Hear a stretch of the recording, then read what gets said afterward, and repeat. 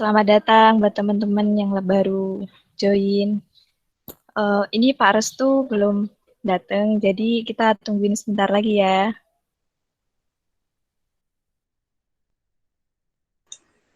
Iya, Iya, Lucy. Iya, Lucy.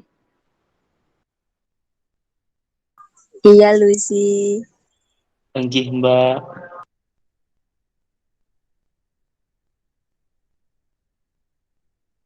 Oke, Mbak.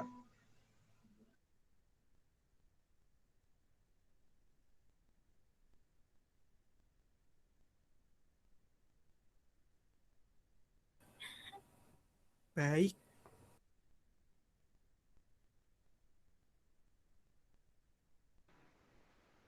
Iya, Lucy.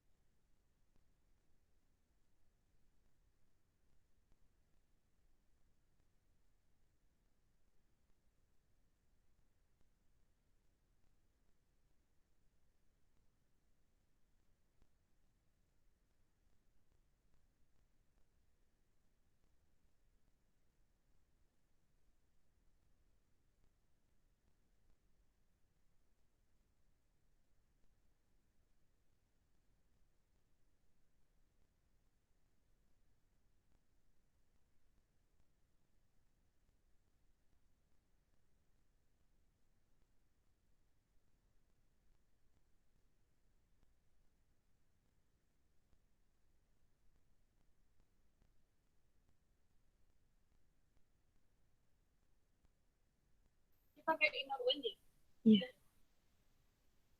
Selamat datang Pak Restu.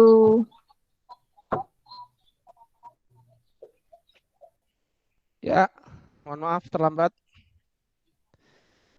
Iya Pak. Oke, langsung dimulai saja ya Pak. Silakan. Ya, Assalamualaikum warahmatullahi wabarakatuh. Selamat siang semuanya. Waalaikumsalam. Waalaikumsalam warahmatullahi wabarakatuh. Waalaikumsalam. Waalaikumsalam, Mbak. Selamat datang di acara kuliah umum tugas akhir skripsi Prodi Fisika. Di sini kita akan membahas tentang tugas akhir skripsi di Prodi Fisika. Nah, pembicaranya sendiri yaitu Dr. Restu Widiatmono, MSI. Sebelumnya, perkenalkan saya Lucy Puspitarini. Di sini saya akan menjadi moderator untuk menemani kuliah umum ini. Sebelumnya akan saya bacakan susunan acara kuliah umum tugas akhir skripsi Prodi Fisika. Yang pertama pembukaan, selanjutnya ada sesi pemaparan materi, kemudian sesi tanya jawab, yang keempat sesi dokumentasi, dan yang terakhir penutup. Untuk mempersingkat waktu, mari kita mulai acara kuliah umum tugas akhir skripsi ini dengan berdoa menurut agama dan kepercayaan masing-masing. Berdoa dipersilahkan. Bismillahirrahmanirrahim.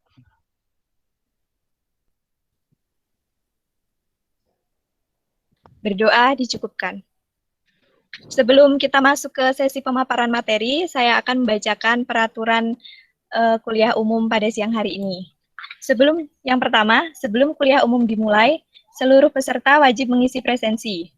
Kedua, seluruh peserta dipersilakan mengaktifkan kamera.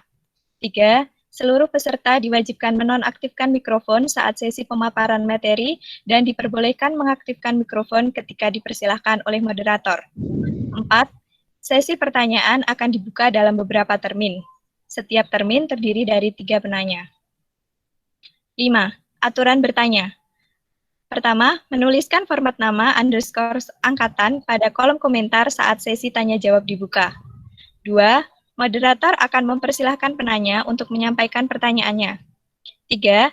Pertanyaan disampaikan secara lisan ataupun melalui tulisan di kolom komentar. Selanjutnya, semua pertanyaan dari setiap penanya dalam satu termin akan disampaikan terlebih dahulu.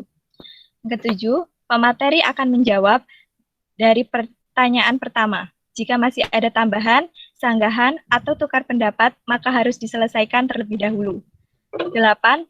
Jika jawaban dan tanggapan untuk pertanyaan pertama sudah selesai, baru dilanjut ke jawaban pertanyaan selanjutnya dengan peraturan yang sama. Terakhir, selama kuliah umum berlangsung, peserta dilarang berkomentar secara lisan maupun tulisan yang mengandung unsur sara. Untuk mempersingkat waktu, langsung saja kita masuk ke sesi pemaparan materi. Kepada Dr. Restu Widiatmono MSI, saya persilahkan. Ya, terima kasih. Assalamualaikum warahmatullahi wabarakatuh. Waalaikumsalam warahmatullahi wabarakatuh. Ya. Alhamdulillahirrahmanirrahim. Wassalatu wassalamu ala rasulillah. Apa nih manggilnya ya, adik-adik sekalian gitu, adik-adik aja biar saya kelihatan ikut muda gitu ya. Adik-adik sekalian mahasiswa ini saya nggak tahu ini angkatan berapa aja ya, saya anggap semua angkatan ada ya. Terima kasih atas undangannya untuk mengisi kuliah umum pada siang ini. Mohon maaf tadi terlambat. Untuk topik yang diminta itu tugas akhir ya. Nah ini mungkin nanti kita supaya lebih banyak tanya jawab, biasanya masalahnya ada di mana, anunya ada di mana begitu. Nanti kami tayangkan saja materinya ya. Sebentar nanti kami siapkan, materinya sudah saya siapkan. Jadi yang intinya adalah kita coba dulu sebentar ya. Nah ini sudah kelihatan ya?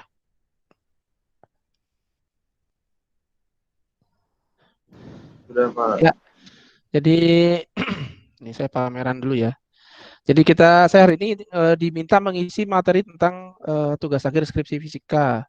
Jadi pernak-perniknya itu apa aja, kemudian topiknya itu apa aja gitu ya. Yang ada di prodi kita ya, prodi fisika, kemudian mungkin permasalahannya umumnya seperti apa gitu. Nanti kita tunjukkan. Nah, mungkin silakan nanti kalau ada mau tanya jawab sesuai sesi yang diberikan.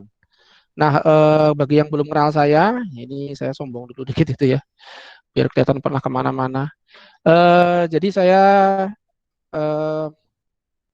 sebenarnya KBK-nya itu ya, jadi KBK-nya atau kelompok bidang keahliannya itu saya termasuk di fisika atom dan inti. Memang basis sekolah saya atau basis pendidikan saya itu S1, S2 itu spektroskopi fisika, itu topik penelitiannya dulu spektroskopi laser. Kemudian untuk S3-nya itu saya laser spektroskopi juga, jadi spektroskopi serapan, utamanya analisa gas hembus, analisa gas lacakan. Jadi gas yang ada di itu bisa dilacak, kemudian bisa dijadikan identifikasi untuk tingkat kesehatan. Nah kemudian saya sempat dapat sandwich, jadi sempat di Belanda 6 bulan, itu saya penelitian di sana. Nah karena di Belanda 6 bulan itu jalan-jalannya jadi kemana-mana itu. Nah seperti yang ada di foto itu. Nah, di sana saya mempelajari teknik baru yaitu spektroskopi serapan dengan teknik ICOS, Integrated Cavity Output Spectroscopy. Tapi ya sama spektroskopi pakai laser juga. Kalau sekarang rata-rata kan memang pakai laser. Nah, pada hari ini ada 3 topik yang saya tayangkan pas secara presentasi. Kemudian tadi yang topik keempat itu permasalahan skripsi, itu nanti kita tanya jawab saja ya. Nah, permasalahan umumnya itu seperti apa, solusinya seperti apa. Nah, yang pertama skripsi itu apa? Pengertian, aktivitas, acuan penulisan. Nah ini kan kadang-kadang jadi masalah ya, alur tugas akhir skripsi. Kemudian apa yang ditulis, jadi struktur skripsi, isi skripsi itu apa sih sebenarnya yang ditulis, isinya apa sih begitu, biar nanti lancar itu nulisnya itu harus tahu dulu yang diminta itu apa. Yang ketiga ini mungkin yang paling banyak dinanti yaitu topik skripsi fisika itu apa. Nah, itu tentunya terkait dengan KBK fisika, kelompok bidang keahlian yang ada di fisika UNY itu apa saja, kemudian topik-topik serta pembimbing dan karakteristiknya itu bagaimana. Nah, langsung saja. Jadi pengertian skripsi kalau menurut Peraturan Rektor Universitas Negeri Yogyakarta nomor 9 tahun 2016 ya tentang pedoman tugas akhir skripsi, itu di pasal 3 ada di sana keterangannya tugas akhir bagi mahasiswa program sarjana, Anda kan sarjana nih. Itu berupa tugas akhir skripsi dan tugas akhir atau tugas akhir bukan skripsi. Kalau di prodi kita ya, di prodi kita itu sementara masih tugas akhir skripsi. Ada juga sih apa namanya istilahnya saluran tidak harus skripsi tapi tugas skripsi itu salurannya RPL. Jadi penyetaraan karena Anda menang kejuaraan nasional atau internasional yang menghasilkan karya tertentu. Nah, itu juara nasional itu syaratnya itu bisa diakui sebagai pengganti skripsi. Nah, di kita kemarin tuh bimbingan saya itu Mas Tegar ya. Itu kemarin kan juara meraih medali perak di KN MIPA, kompetisi nasional MIPA untuk bidang fisika dia meraih medali perak. Itu kalau menurut aturan sebenarnya bisa buat RPL pengalihan sebagai pengganti skripsi, tapi karena dia juga sedang skripsi dan alhamdulillah sekarang sudah selesai, sudah lulus, sudah ujian dan kebetulan juga itu bimbingan saya. Nah, jadi itu nggak masalah. Sebenarnya sih nggak masalah ya, karena itu kan dua hal yang berbeda dan semuanya kalau ditekuni dengan baik punya manfaat dan kelebihan serta memberikan kita pengalaman yang berbeda-beda. Nah, kemudian dua tugas akhir skripsi itu, nah di sini dikatakan pentingnya itu tugas akhir skripsi yang dimaksud di atas tadi adalah karya tulis. Bisa dilihat di sana, sebentar saya highlight. Jadi karya tulis mahasiswa, nih karya tulis ilmiah mahasiswa yang mencerminkan kemampuannya dalam melakukan proses dan pola berpikir ilmiah melalui kegiatan penelitian. Jadi ini adalah dua hal pokok aktivitas tadi ada aktivitas ya yang dilakukan dalam skripsi. Yaitu yang satu kita harus menghasilkan karya tulis dalam artian menulis skripsinya yang itu diperoleh dari hasil apa? Dari hasil penelitian. Jadi ada dua kegiatan pokok yang kita lakukan, penelitian dan kemudian menuliskan hasil penelitian dalam bentuk tulisan skripsi. Gitu ya. Itu 3 tugas akhir bukan skripsi nggak usah kita bahas karena di prodi fisika itu pakainya skripsi. Itu pengertiannya. Jadi ada dua kegiatan utama, penelitian dan karya tulis. Nah, bagaimana kemudian kalau kita melakukan penulisan? Nah, adik-adik sekalian seharusnya lihat di pedoman tugas akhir ya. Pedoman tugas akhir itu masih yang 2016. Nggak apa-apa kalau masih ada itu ya dipakai. Nih, pedoman tugas akhir ini harus yang bikin banyak jadi, nah ini sekaligus membahas masalah ya. Yang suka jadi bikin masalah di penulisan adalah rata-rata mahasiswa itu tidak mau membaca pedoman tugas akhir, tapi ngikut aja, ngikut contoh ya yang sudah ada. Nah, begitu contoh yang sudah ada itu ada kesalahan dan itu nggak mungkin keterlewat, nggak tidak terrevisi atau tidak diperbaiki atau mungkin nggak pas meriksa itu kelewat begitu, maka akhirnya kemudian jadinya salah. Nah, salah itu diikuti, jadi salah terus. Nah, kalau ditanya ini kayak begini dari mana? Itu lihat yang dulu, Pak. Nah, biasanya jawabannya kayak begitu. Itu karena nggak lihat pedoman tugas akhir. Nah, sebagai mahasiswa, itu seharusnya membiasakan diri untuk membaca pedoman, mengetahui dari sumber yang utama, tidak kemudian hanya sekedar melihat atau bahkan copy paste. Ya. Nah, ini tadi pedoman tugas akhirnya ada di mana? Ya, Anda bisa lihat di website juga ada tuh, gitu. Yang mana nih?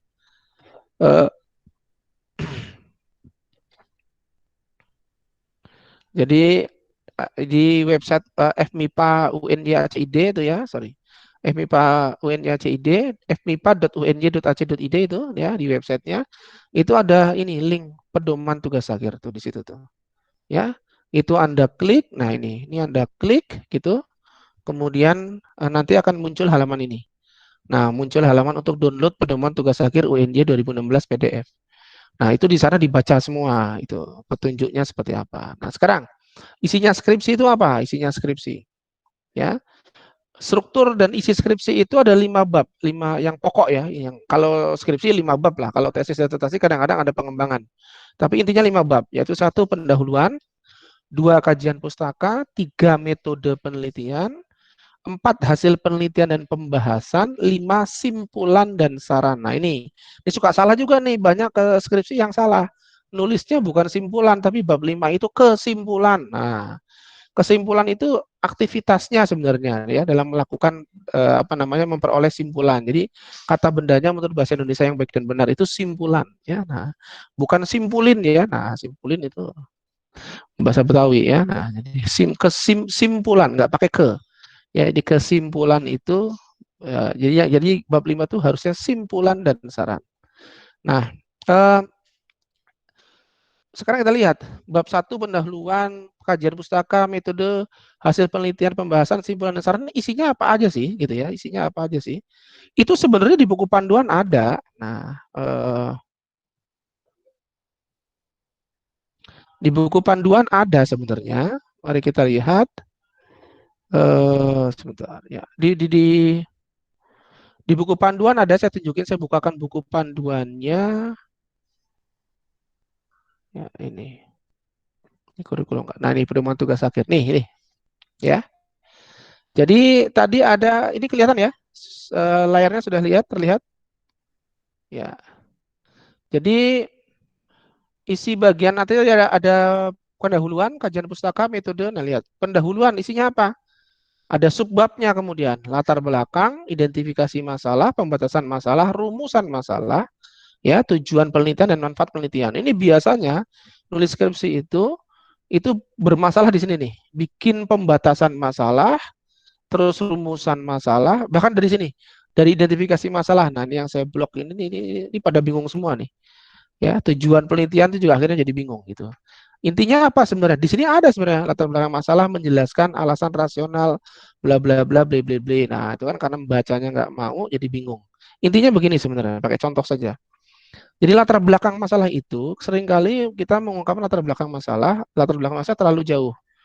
Misalnya Anda mau mengembangkan sensor ya yang berasal dari pelepah daun pisang. Nah, latar belakangnya itu nggak usah jauh-jauh sampai ke misalnya Indonesia negara yang subur, ke Mahripah Loh Jinawi begitu. Nggak usah kejauhan itu ya. Latar belakang masalah itu menjabarkan saja dengan jelas kenapa sensor itu dibutuhkan, misalnya begitu. Yang kedua, kenapa kok pelepah daun pisang, gitu kan ya. Nah, kalau sudah, bagaimana memperolehnya. Jadi kajian dilihat lagi pelepah daun pisang itu kemudian manfaatnya apa saja. Nah, kenapa kok dapat digunakan sebagai sensor gitu. Nah, apakah ada metode untuk memperoleh itu atau tidak? Itu beberapa metode itu diketengahkan. Beberapa contoh itu diketengahkan. Nah, kalau kemudian contoh-contoh itu sudah diperoleh, nah kita kan milih satu metode. Kenapa kita pakai metode itu? Itu di latar belakang. Jadi nanti di bagian bab 3 metodologi sudah langsung menjelaskan metode yang digunakan. Tapi kenapa kok dipilih metode itu? Itu ada di latar belakang masalah. Gitu. Maka identifikasi masalahnya kemudian nanti cukup jelas. Jadi mengambil sari dari yang latar belakang tadi. Kalau latar belakangnya terlalu jauh, mengidentifikasi masalahnya jadi bingung.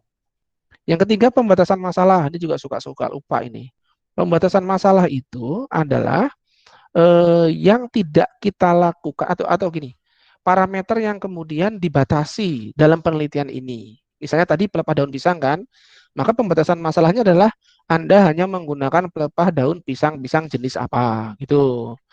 Ya, misalnya pisang tanduk gitu ya. Nah, gitu, pisang tanduk banteng gitu ya kalau ada ya gitu. Nggak pakai karena daun pisang kan jenis daun pisang kan banyak sekali. Nah, pembatasan masalahnya adalah hanya digunakan pisang ini atau hanya digunakan pisang yang umurnya sekian begitu dan sebagainya. Itu pembatasan masalah. Jadi yang umum, kata-kata pisang yang umum dibatasi hanya ruang lingkup tertentu saja. Begitu. Nah, kadang-kadang ini suka kacau dengan metode. Jadi misalnya, tegangannya dibatasi sekian sampai sekian. Itu bukan pembatasan masalah, itu metode. Pembatasan masalah itu membatasi masalah yang supaya tidak jadi semua harus diteliti. Itu. Misalnya kalau Anda hanya bilang masyarakat Indonesia, maka berarti seluruh elemen masyarakat harus diteliti, gitu. maka dibatasi masalahnya. Masyarakat Indonesia yang hidup gitu kan ya di tahun sekian sampai sekian, misalnya kayak begitu. Itu batasan masalah. Rumusan masalah mestinya nggak jadi masalah kalau identifikasi masalah sudah jelas. Ya, ini dipertajam di rumusan masalah, ya biasanya pakai kata kerja. Kemudian itu dari rumusan masalah disarikan menjadi tujuan penelitian. Nah, hati-hati, tujuan penelitian ini nanti yang akan dijawab di kesimpulan atau di simpulan. Tujuan penelitian itu harus terukur. Jadi misalnya jangan menggunakan kata tujuan penelitian, misalnya mengetahui pengaruh gitu ya, kan suka kayak gitu ya. Mengetahui pengaruh tegangan terhadap terhadap kinerja sensor. Nah, itu kelihatannya tujuan penelitian, tetapi itu tidak terukur, tidak jelas. Mengetahui berarti sekedar tahu. Kalau udah tahu ya udah. Nah, gitu. Maka tujuan harus tajam, menentukan nilai, misalnya seperti itu. Menentukan apa namanya perubahan, menentukan atau mengidentifikasi perubahan gitu, menentukan nilai tetapan tertentu, misalnya seperti itu terukur. Jadi kalau Anda berhasil menentukan nilai itu, berarti tujuan penelitian tercapai. Kalau nggak berhasil menentukan tujuan nilai nilai tersebut, tujuan penelitian tidak tercapai. Tapi kalau cuma mengetahui, nah yang suka lupa itu kadang-kadang begini, menganalisa, nah, itu. Yang suka dipakai itu kadang-kadang kayak gitu, menganalisa tadi hubungan antara kekekalan memang analisa hubungan antara panas gitu ya dengan karakteristik material. Nah, itu kalau ditulis sepertinya seolah-olah sudah jadi tujuan penelitian. Padahal kalau dilihat itu membingungkan. Karena apa? Tujuan penelitiannya nggak tajam, tidak terukur. Menganalisis itu langkah, ya kan? Bukan tujuan. Tujuannya apa? Dalam melakukan analisa itu tujuannya kita memperoleh apa? Gitu. Nah, itu yang menjadi tujuan penelitian. Tadi misalnya memperoleh nilai tadi itu, gitu ya. Ya, mengetahui parameter, menentukan parameter yang menjadi gitu ya, yang mempengaruhi apa namanya kelayakan material, misalnya seperti itu. Jadi kemudian di latar belakang harus dibahas kelayakan material itu parameternya apa saja. Nah, kira-kira gitu ya. Manfaat penelitian juga suka bikin bingung, padahal sederhana. Manfaat itu biasanya ada 4 kelompok. Manfaat bagi diri sendiri, manfaat bagi bidang ilmu atau pengetahuan secara umum, manfaat bagi masyarakat, itu ya. Nah, kemudian yang keempat itu bisa juga diperluas menjadi manfaat bagi perkembangan apa namanya atau manfaat bagi bangsa gitu. Nah, itu manfaat bisa dikelompokkan seperti itu, ya. Nah, itu bab 1 pendahuluan. Nah, ini jangan disepelekan. Bab 1 pendahuluan itu merumuskan pola pikir atau pembaca skripsi untuk dapat mengetahui apa yang menjadi tujuan atau apa sih sebenarnya yang dikerjakan dalam penelitian ini dan mengapa itu penting. Kalau disertasi malah harus mengungkapkan kebaruan. Ini barunya di mana? Itu ada di bab ini. Maka ada di bab 1 pendahuluan ini. Maka ini itu sebenarnya penting. Kalau bab 1 udah tersusun pola pikirnya, nanti nulis bab 2, 3, 4 itu mudah. Nah, kalau bab 1 itu sembarangan, nanti nggak kesusun cara pikir pola pikirnya. Maka bab 2, 3, 4 jadi sulit. Nah, gitu. Kira-kira kayak gitu. 2, kajian pustaka. Kajian pustaka ya berisi dasar teori, berisi teori-teori, berisi apa namanya? Kajian metodologi yang sudah ada, yang akan digunakan dalam penelitian. Bab 2 ini pentingnya di bagian akhir itu ada yang namanya kerangka berpikir. Nah, ini yang suka lupa. Kerangka berpikir itu adalah tadi kan sudah cerita tentang teori-teori yang ada digunakan, tentang rumus yang ada. Nah, bagaimana rumus dan teori itu dapat digunakan untuk mencapai tujuan atau memperoleh tujuan penelitian. Itu di kerangka berpikir. Sehingga kemudian nanti di metodologi langsung dijelaskan teknisnya, gitu ya. Nah, tapi bagaimana itu digunakan itu di kerangka berpikir. Misalnya begini, tujuan penelitian menentukan tetapan gravitasi bumi. Nah, dengan metode apa? Metode Bandul misalnya, atau metode osilasi pegas. Nah, di latar belakang itu dijelaskan kenapa gravitasi bumi itu apa? Kenapa gravitasi bumi itu harus ditetapkan, diperoleh? Kemudian apa saja metode gravitasi bumi, apa saja penentuan metode penentuan gravitasi bumi yang sudah ada ditunjukkan di sana. Kemudian kenapa kok kita milih yang metode Pegas? Alasannya apa? Itu ditunjang dengan pustaka ya. Semua yang diterangkan di sana ditunjang dengan literatur atau daftar pustaka. Ya, atau sitasi. Nah, itu. Nanti kalau sudah diperoleh Pegas, oh pakai Pegas karena itu gitu ya. Nah, kemudian ditunjukkan ini bedanya apa dengan yang sudah ada gitu. Seperti itu. Sehingga tujuannya jelas menentukan tetapan gravitasi bumi di mana batasan penelitian gravitasi bumi kan ada di mana-mana kan beda-beda. Kalau di batasan masalah Anda harus menunjukkan oh gravitasi bumi yang diukur misalnya hanya di titik tertentu atau di tempat tertentu. Gitu ya. Jadi Anda nggak ukur di mana-mana, nggak seluruh dunia diukur gitu. Itu pembatasan masalah. Maka kemudian kajian teori ditulis deh teori tentang gravitasi bumi, rumusnya apa aja, kemudian tentang Pegas kan tadi pakai Pegas kan, osilasi itu diceritakan di dasar teorinya, kemudian Pegas diceritakan di dasar teorinya dan sebagainya. Nah kerangka berpikir kemudian menyatakan di sana dijelaskan rumus tadi Pegas sama gravitasi bumi itu gimana caranya menentukan oh karena ternyata ya rumusnya adalah T sama dengan 2pi akar L per G ya, 2pi akar kalau pakai Pegas itu mg per K gitu ya. Nah karena dibalik ya, kemudian itu digunakan rumus itu, maka dari sana bisa ditunjukkan oh dengan mengetahui periode bisa mengetahui hubungan antara osilasi dengan perubahan Pegas, osilasi Pegas yang terjadi. Kemudian dari sana maka tetapan G dapat diperoleh. Nah, itu ditunjukkan di kerangka berpikir, ya. Nah, setelah itu masuk ke ini kalau ini kan ini untuk ke tesis sama disertasi. Kalau S1 sampai sini saja. Nah, ya, udah cukup. Oke. Kemudian metode penelitian. Nah, metode penelitian dijelasin deh jenis desain penelitiannya ini apa, tempat waktu penelitian di mana, populasi sampel penelitian ini mungkin nggak perlu karena kita kan fisika ya. Kemudian variabel bebas, variabel terikat. Ini kadang-kadang masih suka lupa ini variabel bebasnya, variabel terikat, variabel kontrol itu pada bingung ya nentuinnya. Padahal variabel bebas itu adalah yang variabel yang kita variasi, Pak, yang kita atur. Ya, jadi yang kita atur itu apa? Nah, kemudian itu namanya variabel bebas semua. Kayak tadi T sama misalnya kita metode osilasi gravitasi bumi dengan bandul.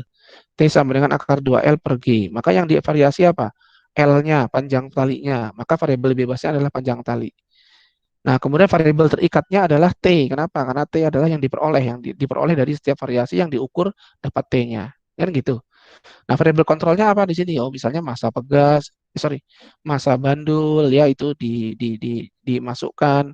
Kemudian diteliti untuk tiap massa bandul itu beda atau tidak. Nah, itu massa bandul adalah variabel kontrol, gitu ya. Dan jelaskan teknik instrumen pengumpulan data. Karena tadi sudah dijelaskan di kerangka berpikir bagaimana cara menggunakan teorinya untuk memperoleh hasil. Maka di sini tinggal tekniknya bagaimana, tinggal bagaimana mengukur L-nya tadi, bagaimana menetapkan nilai L-nya. Itu osilasinya dilakukan seperti apa, teknik gitu ya. Kemudian bagaimana mengukur memperoleh T, periodenya. Itu juga di sana dijelaskan di sini teknik instrumen ini. Ya, kemudian ini untuk pendidikan nggak perlu. Nah, Anda langsung teknik analisis data. Bagaimana kemudian datanya diperoleh, ketakpastiannya berapa dan sebagainya. Itu bab 3. Bab 4 hasil penelitian pembahasan diuraikan hasil penelitian kemudian dan apa yang terjadi pada hasil yang Anda peroleh itu kenapa seperti itu dan sebagainya. Nah, ini kadang-kadang agak begini ya, agak tergantung teknik penelitian Anda sebenarnya. Ada yang mudah ditulisnya kalau hasil dulu ditulis, nanti kalau sudah baru dibahas semuanya. Tapi ada juga yang mungkin bab 4 ini 4A itu karena variabel yang diteliti itu banyak, maka kemudian dibahasnya satu-satu. Jadi bab 4A pengaruh X, nah, itu hasilnya seperti apa dibahas langsung. Kemudian bab 4B pengaruh Y, nah itu hasilnya seperti apa dibahas langsung. Jadi itu bisa saja per bagian. Bisa saja kemudian hasil X, Y, Z ditampilkan hasilnya semua, baru dibahas semuanya. Kalau biasanya kalau banyak ya variabelnya banyak itu hasil bahas, hasil bahas, hasil bahas. Karena kalau hasil dulu ditulis baru dibahas bingung apa namanya menghubungkannya terlalu jauh gitu ya. Yang terakhir simpulan dan saran. Paling gampang adalah simpulan itu sesuai dengan tujuan penelitian. Di sini memang isinya rangkuman dari jawaban bla bla bla bla bla bla gitu ya. Tapi paling gampang adalah simpulan itu sesuai dengan tujuan penelitian. Dah, itu aja. Ya kalau tadi tujuannya adalah menentukan tetapan gravitasi bumi, maka kesimpulannya adalah tetapan gravitasi buminya sekian. Gitu. Paling ditambahin apa namanya ini layak atau tidak dan sebagainya gitu. Oke, saran ya saran yang terkait dengan penelitian yang sudah Anda lakukan itu bisa dikembangkan lagi lebih lanjut bagaimana di pengembangan lebih lanjutnya misalnya kayak begitu ya. Atau jangan saran perbaikan. Kalau saran perbaikan nanti Anda dikritik gitu. Wah, ini kalau Anda tahu masalahnya kenapa nggak diperbaiki dalam penelitian? Tapi saran di sini saran pengembangan penelitian lebih lanjut dari yang Anda lakukan. Ya, itu adalah simpulan dan saran bab 5. Oke. Nah, gitu saya kira untuk yang topik ya, yang penulisan. Nah, sekarang kita kembali lagi ke sini ke PowerPoint-nya. Nah, tadi kan isi ya, struktur dan isi skripsi. Struktur dan isi skripsi tadi bab 1, 2, 3, 4, 5 sudah saya bahas satu-satu. Sekarang topik skripsi yang ada di Fisika UNY itu apa aja? Nah, KBK, kelompok bidang keahlian di Prodi Fisika UNY, itu ada 4, fisika material dan koloid, ada sinyal dan instrumentasi, kemudian fisika atom dan inti, keempat fisika bumi. Ini saya tulis orang-orangnya.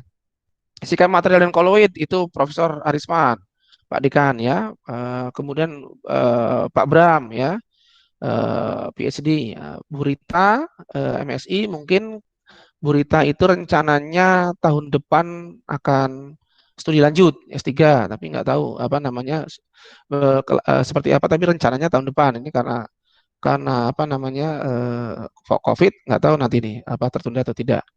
Kemudian Pak Dr.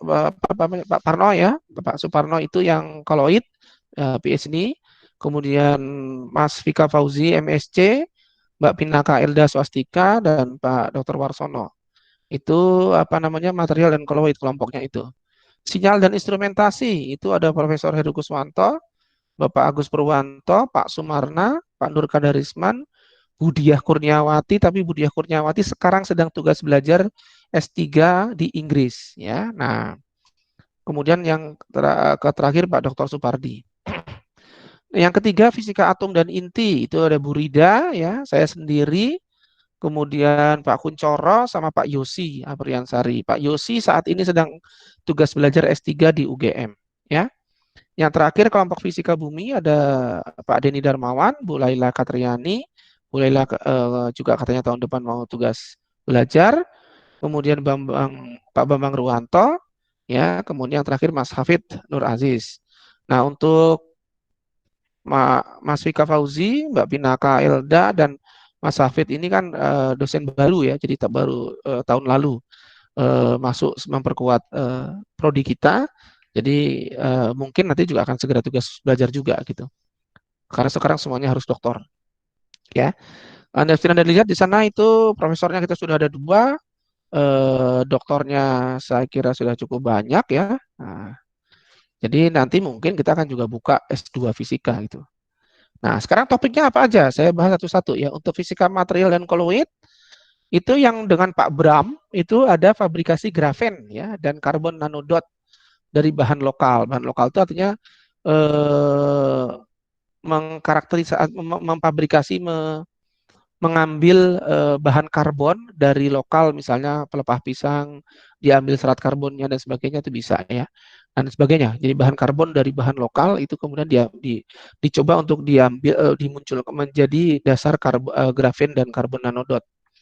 Kemudian ada ini dari Pak Rizwan kan karena semikonduktor beliau ada preparasi dan karakterisasi bahan semikonduktor ya untuk aplikasi teknologi sensor, nanti paduan bahannya ya PB, SX, SE, 1 mili dan sebagainya, ini nih variasinya ya. Itu apa namanya 2 dan 3 itu dengan Pak Rizwan. Ini Prof. Ariswan dan saya mengajukan apa namanya pengajuan penelitian di hibah DRM Dikti. Nanti kalau dapat itu, soalnya kenapa? Karena saya sebenarnya bukan material, tapi karena ini nanti bahan sensornya untuk bahan inframerah gitu, dan saya kan cukup berpengalaman di daerah inframerah, maka saya diminta ikut gabung. Jadi ini nanti ada penelitian di bidang itu. Kemudian ada Pak dari koloid dari Pak Parno, itu ada bahan nanopartikel perak Ag+ sebagai bahan antibakteri, kemudian nanopartikel sebagai bahan anti jamur, ya, produksi dan karakteristik biodiesel fuel dari buah kemiri atau biji kemiri. Nanti kemirinya diganti dengan kacang tanah, mete dan lain-lain, nantinya dari kacang-kacangan gitu ya. Nah, bukan dikacangin ya, tapi kacang-kacangan. Yang ketujuh, pengaruh konsentrasi surfaktan terhadap tegangan permukaan, viskositas dan sudut kontak ya. Surfatannya bisa diganti macam-macam untuk masa yang berbeda. Itu dari fisika material dan koloid. Topik-topiknya cukup banyak ini. Ini yang tersedia siap digunakan untuk yang berikutnya. Kemudian ada dari KBK sinyal dan instrumentasi, ada penyelidik.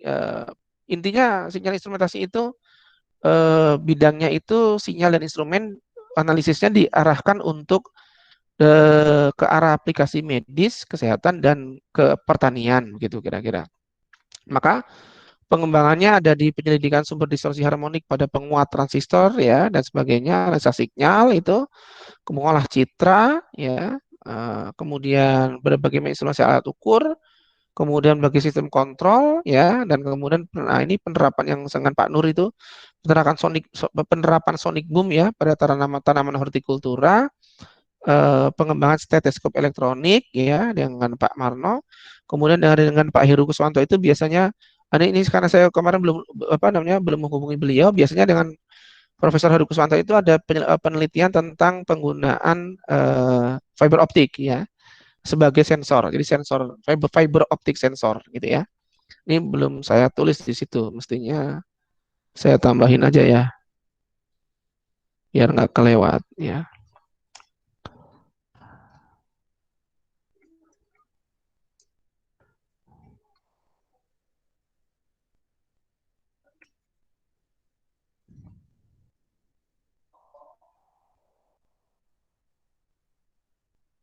Nah, kayak gitu.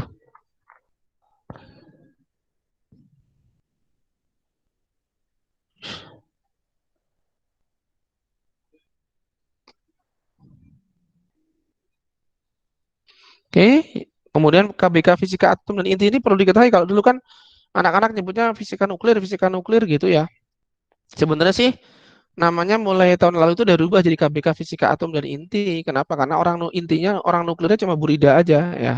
Yang 3 yang lain itu fisika atom, dan kita sudah bersepakat sebenarnya KBK fisika atom dan inti itu nanti perlahan-lahan akan bertransformasi menjadi fisika biomedis ya. Jadi aplikasi fisika biomedis. Jadi nanti berubah. Maka sekarang kalau dilihat-lihat topik-topiknya itu sudah mulai mengarah ke fisika biomedis. Nanti saya tunjukkan juga di kurikulum ya. Jadi simulasi neutronik, ini kalau yang 1, 2, 3 itu komputasi semua ya. Nah, simulasi neutronik, reaktor nuklir, simulasi neutronik reaktor nuklir dengan computational fluid dynamics dengan Python ya. Python itu bahasa pemrograman Python. Kemudian dengan Pak Kuncoro ini dengan Burida ya, 1, 2, 3 sama Burida.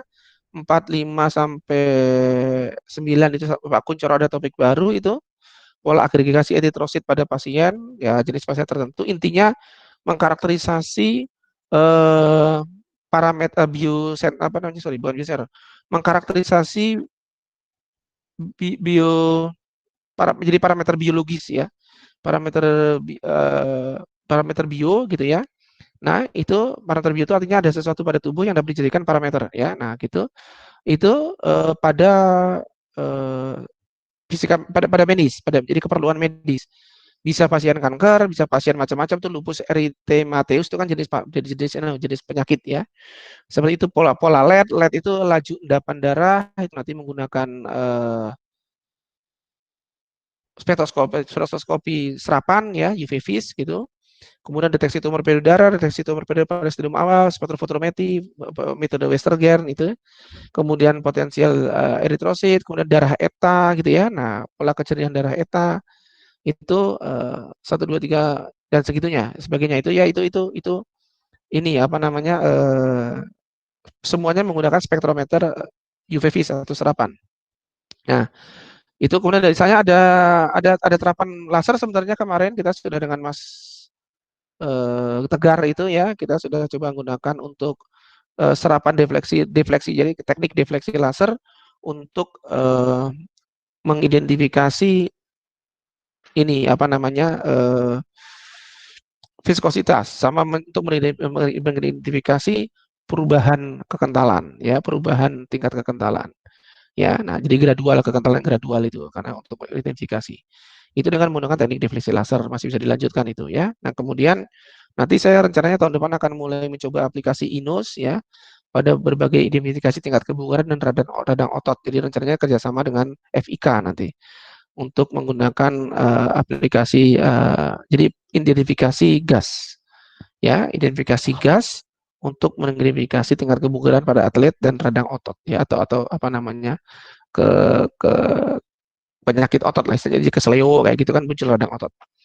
Nah, selain itu kita ada berbagai macam topik penelitian yang bekerja sama dengan Bapeten dan Batan ya. Nah, itu macam-macam banyak sekali. Nah, tergantung nanti biasanya kalau yang PKL di Batan itu sama di Bapeten itu lurus ke sana.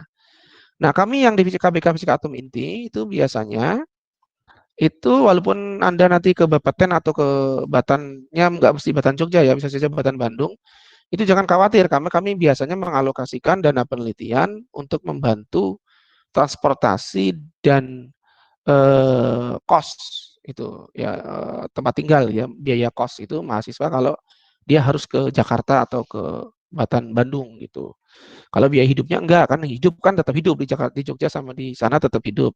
Tapi kami membantu biaya transportasi sama biaya kosnya itu dibantu biasanya. Nah, kemudian kalau untuk biaya penelitian juga kami sudah apa namanya alokasikan lewat dana penelitian. Nah, itu yang KBK Fisika Atom dan Inti. Kemudian KBK Fisika Bumi itu intinya sebenarnya, KBK Fisika Bumi itu intinya sebenarnya, ini bedanya ya, geofisika, anak-anak suka nyebut gitu, tapi sebenarnya kami nggak nyebut geofisika, tapi kami menyebutnya fisika bumi. Kenapa?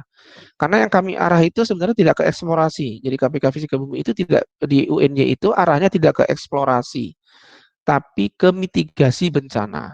Sehingga yang ditelaah itu bidang-bidang itu.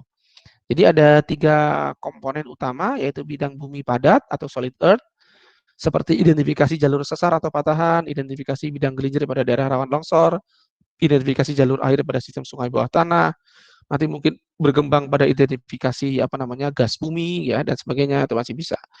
2 bumi atmosfer ya. Nah, itu analisis parameter iklim untuk prediksi bulan basah kering, analisis parameter atmosfer untuk kajian siklon tropis ya. Jadi untuk cuaca ya sama cuaca dan iklim ya. Kemudian yang ketiga oceanografi, laut, pemodelan tsunami, analisis arus laut ya dan sebagainya. Nah, bumi padat biasanya bekerjasama dengan BMKG, atmosfer bekerjasama dengan Lapan Bandung, oceanografi bekerjasama dengan LIPI. Kalau yang untuk internal yang nggak kerjasama itu topiknya di pengembangan instrumennya terkait early warning system dan instrumen ukur. Ini ada dengan Batan ini ada kerjasama untuk artinya ada topik dari Batan itu sebenarnya fisika bumi tapi tomografi tapi menggunakan menggunakan yang ditomografikan itu adalah radiasi. Karena yang ditomografikan adalah radiasi, jadi walaupun topiknya itu bumi, tapi kemudian bimbingannya dialihkan ke KBK Fisika Atom dan Inti. Jadi ini sedang ada 3 orang yang kerja di sana. Itu untuk KBK topik skripsi yang ada di masing-masing KBK, ya. Nah, oke. Saya kira itu untuk yang presentasi ya sebentar. Nah sekarang sebelum saya akhiri presentasinya, saya tunjukkan juga di kurikulum kita yang baru itu kurikulum baru ya, kurikulum Merdeka. Nah Merdeka Belajar itu bagaimana? Kita kan ada sekarang itu kan ada kurikulum inti ya, ada kurikulum wajib, ada kurikulum yang bisa ngambil di luar. Nah, kurikulum wajib itu memang hanya sedikit begitu, karena kemudian ini hanya kira-kira 2 tahunan ya, 2 tahunan diambil di kampus begitu. Setelah itu bisa ngambil di luar. Atau dia mau ngambil di luar hanya 1 semester saja. Kalau ngambil di luar hanya 1 semester, maka dia bisa ngambil mata kuliah pilihan yang ada di prodi.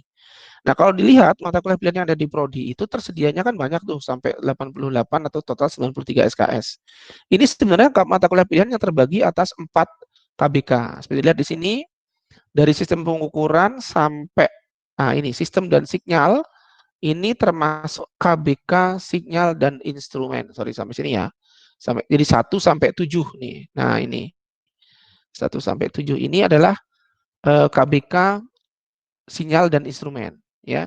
Kemudian mulai dari kristalografi sampai zat mampat, sampai fisika, sampai teknologi surfaktan. Sampai kristal cair nih.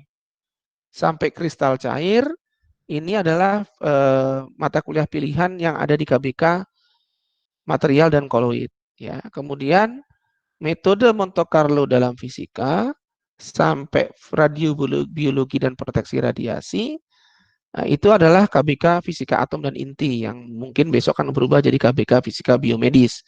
Maka di sini sudah mulai diperkenalkan fisika biomedis.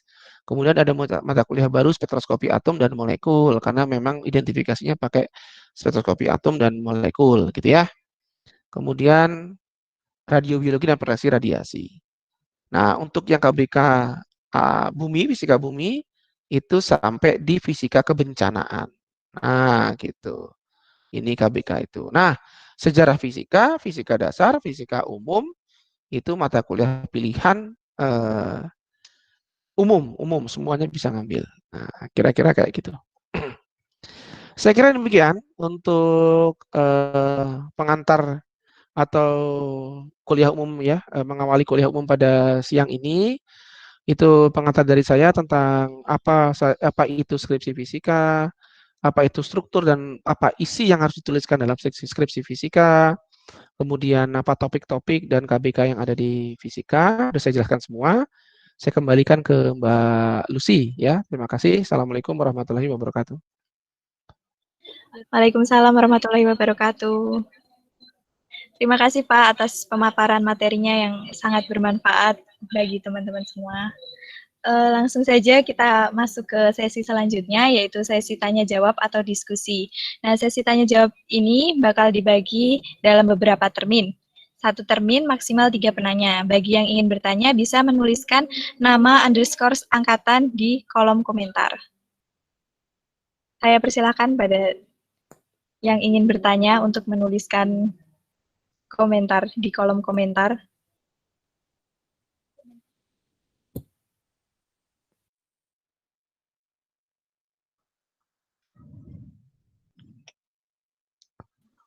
Atau teman-teman udah ngerasa jelas ya ini pasti? Atau nanyanya langsung aja, mungkin kalau pakai nulis malah Oh iya, boleh. Iya, boleh lah lisan. Pak, saya mau tanya begini gitu, atau tanyanya langsung aja lah gitu. Kalau pakai nulis jadi masalahnya nambah gitu ya. Udah mau nanya masih nulis segala gitu, jadi agak repot. Silakan. Ya. Ya, dipersilahkan buat yang ingin bertanya. Mungkin ada yang kurang paham atau pengen tanya lagi lebih dalam. Mau nanya dong. Ya, silahkan pada Siti Hairani. Perkenalkan, saya Nabila dari angkatan 2018. Ingin bertanya, untuk kan saya sendiri KBK-nya dari KBK material. Nah, jika ingin mengambil skripsi atau tema tugas akhir dari biomedis, sedangkan biomedis sendiri itu kan di angkatan 2018 belum kena ya, belum kena, baru angkatan-angkatan selanjutnya yang direncanakan untuk dijadikan biomedis itu apakah bisa, dan kira-kira untuk ini dosen pengampunya bagaimana ya Pak? Terima kasih. Dikumpulin dulu apa langsung? Silakan. Ada lagi gitu? Katanya tadi 3 penanya ya? Ya, Mungkin ada yang ingin bertanya lagi? Kalau belum ada, ada. Izin bertanya. Ya. Oh iya, silahkan. Kan nama saya Fadlanisa dari Fisika E 2019. Izin bertanya Pak, untuk KBK kerjasama itu nanti kita itu dapat informasinya dari mana, atau dari pembimbingnya, atau kita yang cari tahu sendiri, atau bagaimana ya? Ya itu Mbak. Terima kasih. Ya, terima kasih. Satu orang penanya lagi untuk termin 1. Apakah ada yang ingin bertanya?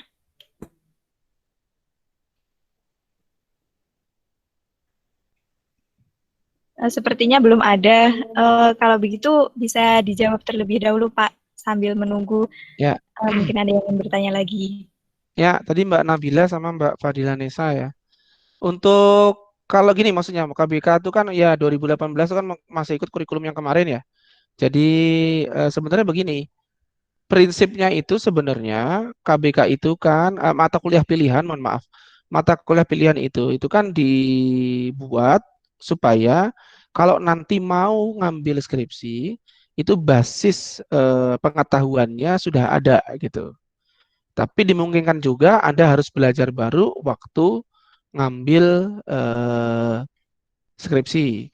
Misalnya yang sekarang, kenapa kok di kurikulum baru ada mata kuliah metode Monte Carlo, gitu ya? Karena banyak kerja skripsi yang ada dari topik dari Batan, terutama sekarang karena COVID, kan nggak mungkin eksperimen ngambil data ke sana ya, sehingga kemudian skripsinya itu banyak yang pemodelan. Nah, itu pemodelan itu rata-rata menggunakan metode Monte Carlo. Ya, menggunakan metode Monte Carlo tapi langsung pakai alatnya, langsung pakai program yang udah jadi sebenarnya. Programnya udah jadi seperti misalnya program apa namanya FITS ya, PHITS, FITS gitu ya. Nah, kemudian apa namanya program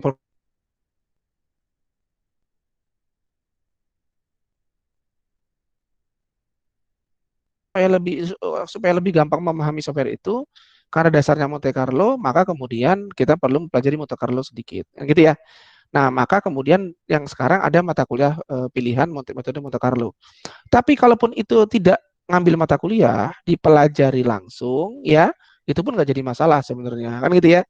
Kami di KBK atau Minti misalnya itu selalu minta atau ngundang alumni yang udah biasa kerja di situ untuk dia ngasih course atau kursus singkat penggunaan program-program tertentu itu tadi. Jadi yang baru masuk itu diajarin. Mulai dari dikenalkan sistemnya sampai bagaimana programnya itu diajarin.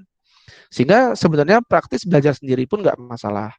Jadi KBK itu begitu. Nah, jadi pertanyaannya kan gimana kalau kemudian pindah KBK kan gitu ya? Tadinya ngambilnya material, tapi begitu jalan kok tertarik dengan atau ada sesuatu gitu akhirnya mau pindah KBK. Pada kasus sebenarnya tidak ideal, maunya kalau udah ngambil di material, petugas akhirnya tetap di material supaya nanti lebih lancar gitu ya, maunya begitu. Tapi pada beberapa kasus ini terjadi sebenarnya, ini terjadi. Ada juga karena dia mata kuliah pilihannya nggak cocok sana sini, dia ngambil tanda petik mata kuliah pilihan yang ada di beberapa KBK. Ada juga yang begitu. Ya, nah sehingga kemudian tugas akhirnya nanti kemana tahu gitu. Juga ada yang kayak begitu. Itu nggak jadi masalah. Artinya secara hukum itu tidak jadi masalah. Anda tetap bisa lulus, tetap diperbolehkan. Kenapa? Karena memang mata kuliah pilihan itu bebas. Namanya pilihan kan, boleh mahasiswa memutuskan merencanakan studinya seperti apa. Jadi KBK itu hanya untuk acuan. Maaf. Mata kuliah pilihan yang disediakan oleh KBK itu untuk acuan sebenarnya. Tapi kalau kemudian tidak diikuti betul-betul, ya nggak masalah. Kira-kira gitu Mbak Nabila. Jadi kalau sekarang tertarik, biomedis apa topiknya yang mau diambil, nanti tinggal belajarnya apa yang perlu dikejar. Kalau ada mata kuliah pilihan yang nanti bisa perlu diambil untuk menguatkan satu dua mata kuliah, ya biasanya diminta oleh dosen pembimbing itu diambil aja kayak gitu.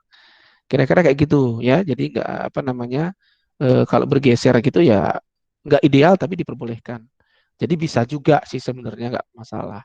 Sering kok kita tiap tahun tuh mesti ada kok itu yang di sana sini mentok ya akhirnya kemudian ikut saya saja deh, udah kayak begini aja saya kasih topik begitu. Itu yang pertama Mbak Nabila. Yang kedua Mbak Fadila Nesa. Jadi kalau yang kerjasama itu bagaimana Pak, infonya dari mana? Intinya itu kalau tertarik itu komunikasinya dengan di dosen pembimbing masing-masing. Nah, seperti misalnya fisika bumi ya, kerjasama itu kan ada yang BMKG dan sebagainya. Itu informasinya ada di Pak Denny, gitu ya. Jadi nanti berkomunikasi dengan Pak Denny, nanti Pak Denny yang nyarikan topik kan begitu. Nah, ini kan mata kuliah kita itu ada mata kuliah seminar fisika. Ya, yang mengampu Pak Nur Kadarisman. Itu di mata kuliah seminar fisika itu memang mata kuliah yang diadakan supaya Anda bisa ada praskripsi. Jadi bisa nyusun tanda petik proposal, ada praskripsi. Jadi mulai nyari topik itu sebenarnya sudah di mata kuliah seminar. Jadi kalau Anda ngambil mata kuliah seminar, Anda sudah harus nyari topiknya apa. Nah, kalau fisika bumi tertarik, diskusi sama Pak Denny misalnya kayak begitu ya.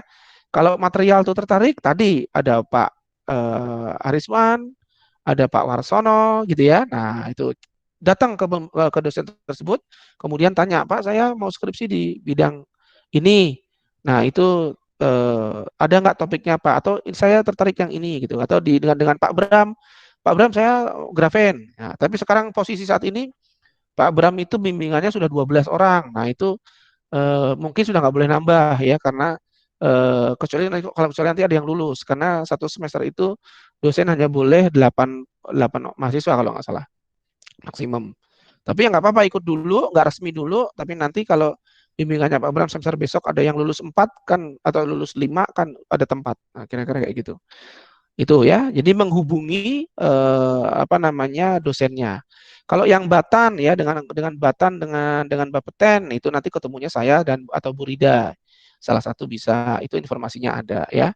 Nah, kira-kira seperti itu. Kalau yang kerjasama dengan yang Pak Kuncoro itu kerjasama juga. Tadi saya lupa bilang Pak Kuncoro itu kerjasama dengan Rumah Sakit Sarjito.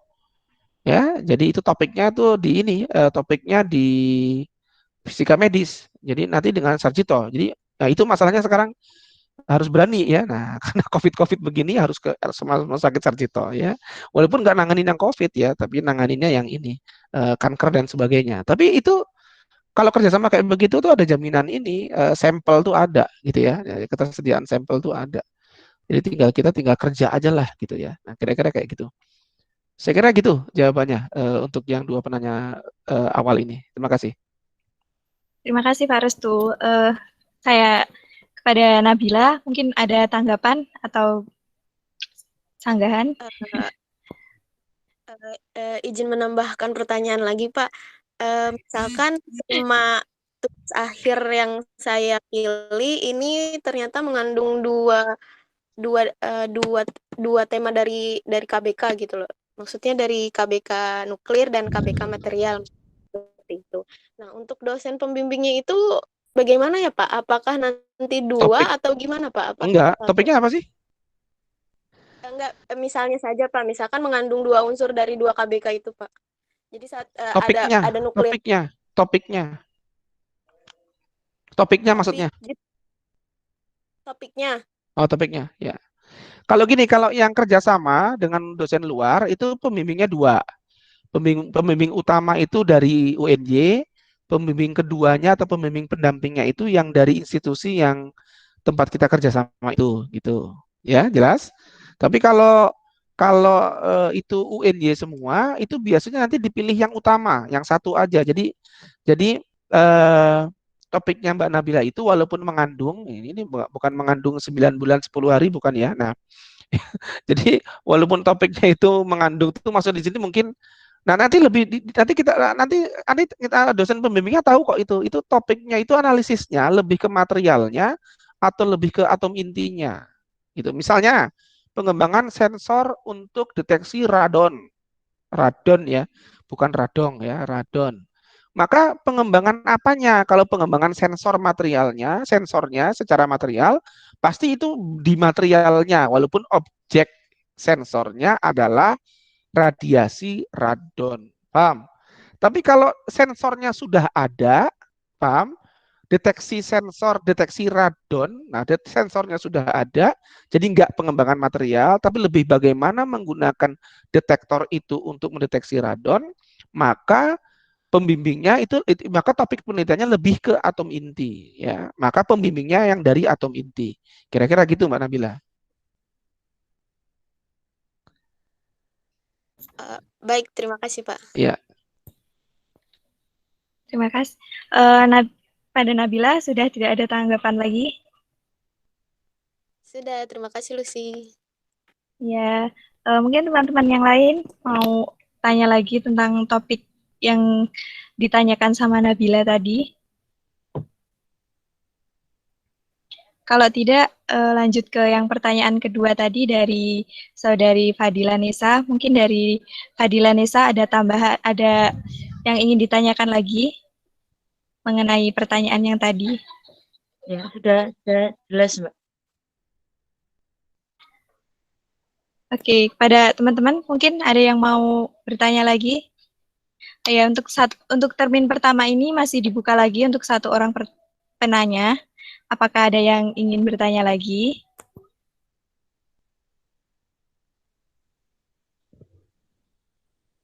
Ayo nih teman-teman yang lagi skripsian mungkin masih bingung, yang mau skripsian.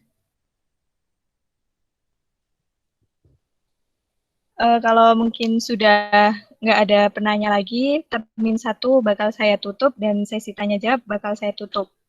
Sekali lagi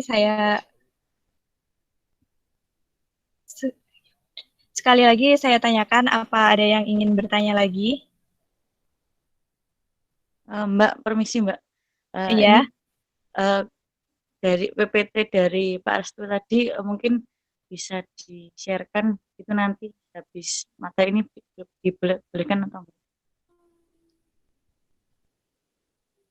Iya, Pak Restu, ini ada yang bertanya mau minta PPT-nya apakah boleh di-share atau tidak?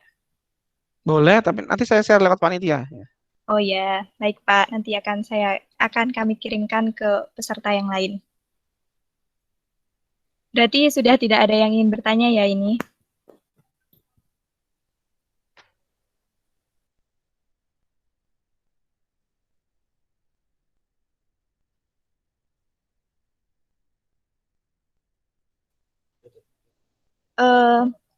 Kemudian saya tanyakan apa termin kedua perlu dibuka?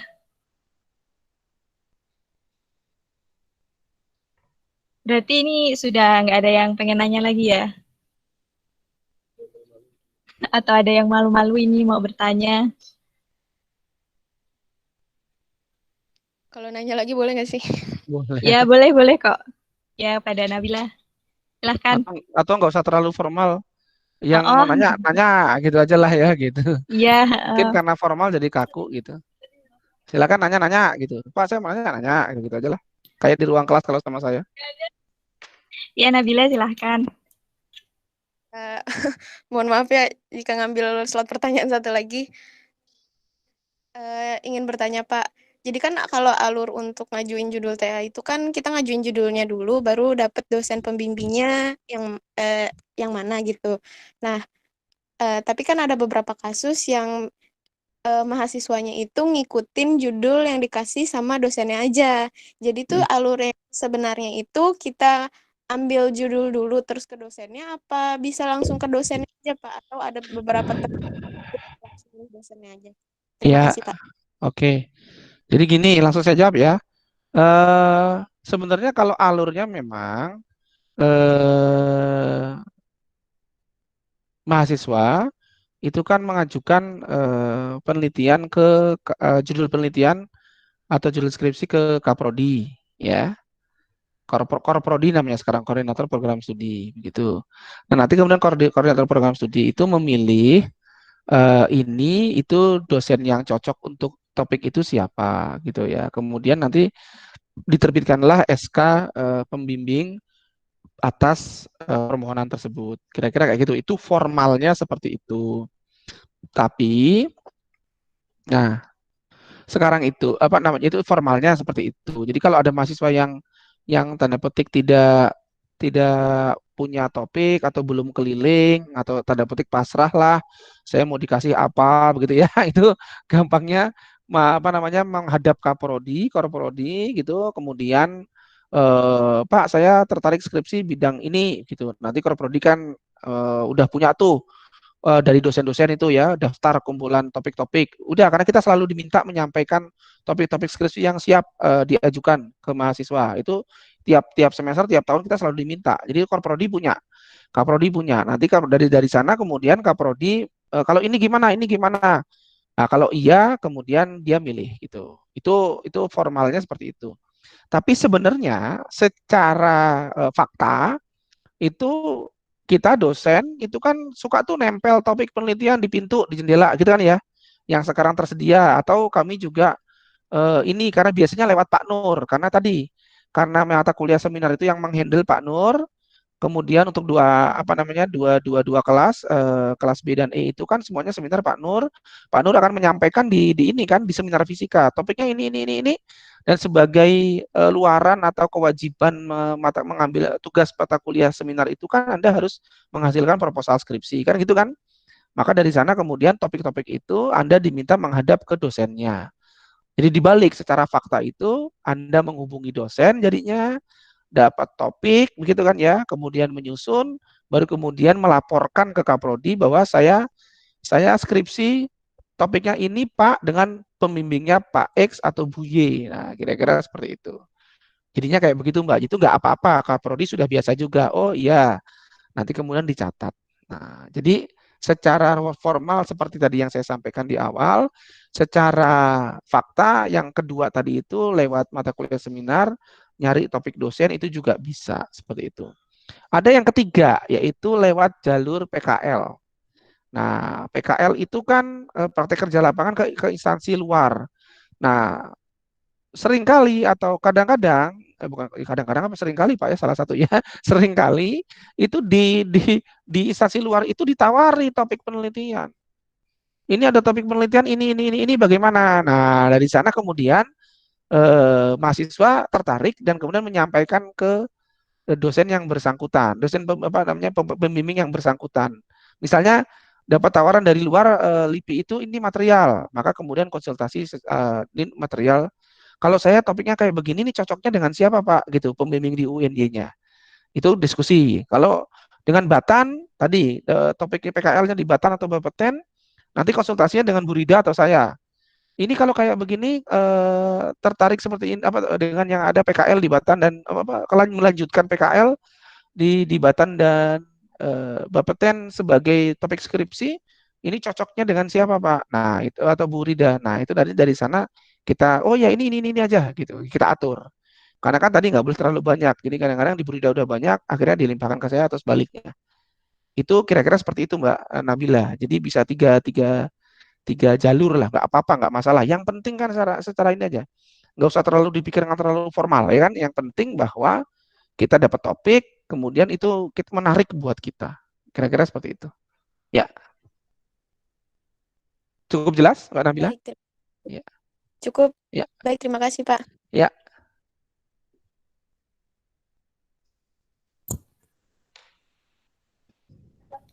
Sudah ada tanggapan lagi? Atau ada pertanyaan lain? Silakan. Nanya Ya, apalah. bagi yang ingin bertanya, silakan langsung meng-on-kan mic-nya.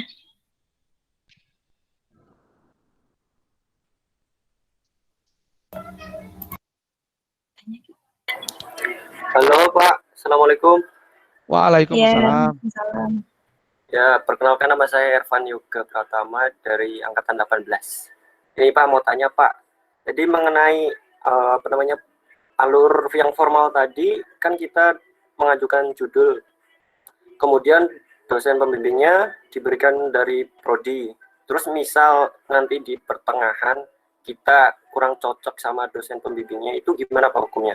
Apakah boleh ada pergantian atau gimana Pak? Atau selamanya atau gimana Pak?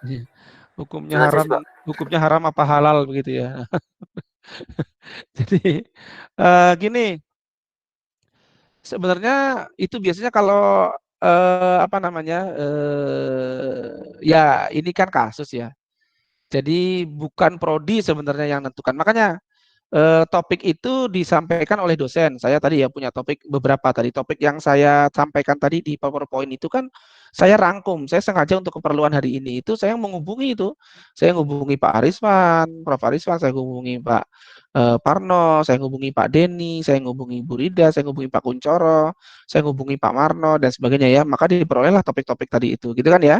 Nah, kalau ada yang tertarik tentunya kan akan sesuai dengan topik-topik yang ada tadi. Jadi menghubungi yang kemudian memperoleh dosen pembimbing. Nah, pada beberapa kasus ada beberapa kasus nggak banyak, tapi yang namanya tiap tahun ya ada lah satu dua. Dan kalau dari seratusan orang ada satu dua kan ya biasa ya. Satu dua orang itu kok gitu, tanda petik masalah gitu ya. Nah, masalah ini bisa macam-macam gitu ya. Bisa dia tuh hilang memang. Ada yang begitu tuh. Ini saya jadi ingat bimbingan saya satu ada yang karena COVID ini pulang ke Batam, ini kabar beritanya jadi hilang. Nah, gitu ya. Baru saya mau hubungin lagi nih gimana jadinya gitu.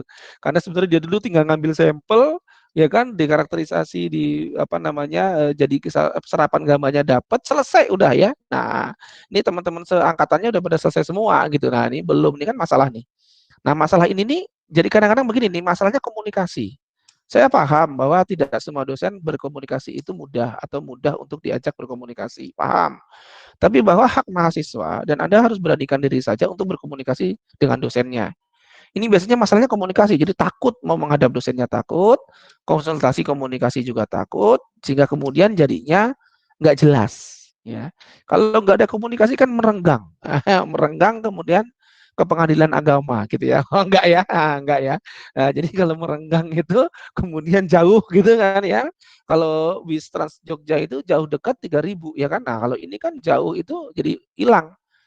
Ada kami itu suka kayak begitu. Nah, karena jauh hilang begini itu kemudian akhirnya pindah dosen, ya kan. Nah, tapi kalau dulu akadnya itu baik-baik, sebenarnya ya sudah Pak, saya ini apa namanya tertarik dengan yang topik lain, saya nggak bisa menunjukkan topik yang ini, saya pindah dengan dosen lain. Itu sebenarnya kalau disampaikan dengan baik itu nggak apa-apa kok bisa ya. Tapi jarang terjadi mahasiswa berani seperti itu. Mau ketemu udah nerdek duluan, ya kan? Nah, gitu. Yang sering terjadi adalah kami di dewan dosen itu kalau rapat jurusan itu kemudian melapor apa namanya mengidentifikasi. Ini hilang, ini hilang, ini hilang. Angkatannya udah sekian. Ini masa hidupnya tinggal 1 tahun lagi. Masa hidup di sini maksudnya masa studinya ya. Masa studinya tinggal 1 tahun lagi gitu loh. Tinggal 1 semester lagi. Ini gimana ini gitu. Kemudian akhirnya apa namanya ditawarin sama dosen pembimbingnya atau adalah yang dosen yang ngajak komunikasi itu gimana sih kasusnya gitu. Terus nanti sesama dosen kita bicara, oh Pak itu hilang Pak, susah, takut ketemu jenengan, takut. Gimana nih tawari saya saja kok ini kelihatannya berani ngomong sama saya gitu. Kayak kadang-kadang kayak gitu terjadi. Nanti terus kita tawari, kemudian dia pindah dosen, terus selesai gitu. Ada juga yang kayak gitu. Ya. Sebenarnya masalahnya komunikasi aja kok sama Anda tuh kadang-kadang takut sendiri gitu. Jadi dipenuhi bayangan yang tidak-tidak gitu. Padahal sih bayangannya yang iya-iya aja sebenarnya harusnya ya kan. Nah, gitu. Iya kan? Jadi ini masalahnya itu. Nah, gitu Mas sama tadi Ervan ya. Jadi itu gimana ya? Iya, iya ada terjadi kok kayak gitu. Intinya kalau kayak gitu terbuka jelas diselesaikan pasti ya. Tidak diselesaikan secara adat tidak ya, tapi diselesaikan secara secara baik-baik itu bisa nanti beralih ke dosen lain gitu ya. Yang kita tuh gini loh, kita tuh nggak mau sebenarnya sampai ada yang nggak selesai itu nggak mau itu intinya gitu. Jadi jangan khawatir, jangan takut gitu. Tapi kan ya mahasiswa tetap harus sopan kan gitu ya. Kita cari penyelesaiannya dengan baik lah gitu. Jadi tidak perlu ke pengadilan agama itu nggak perlu ya. Nah gitu ya. Oke, kira-kira kayak gitu Mas. Oke Pak, berarti kuncinya yaitu komunikasi yang baik ya Iya, Pak. komunikasi, ya betul. Kalau Dan sampai kalau sampai dengan dosen pembimbing nggak menghadap, nggak komunikasi, nanti masalah juga itu. Gitu. Oke, Iya. oke, ya siap Pak. Ya. Makasih Pak. Ya. Ayo teman-teman yang masih ingin bertanya lagi, masih ada waktu sekitar 20 menit. Mungkin ada yang mau tanya lagi, silahkan meng-on-kan mic-nya langsung.